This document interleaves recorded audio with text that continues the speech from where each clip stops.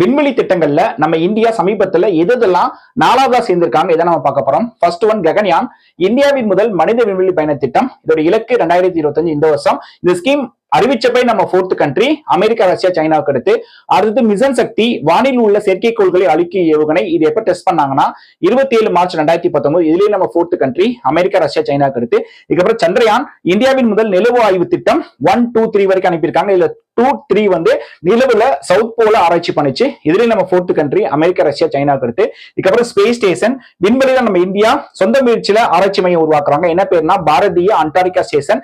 இலக்கு 2035. இப்போ வரைக்கும் சொந்த முயற்சியில அமெரிக்கா, சீனா, ரஷ்யா எல்லாம் வச்சிருக்காங்க.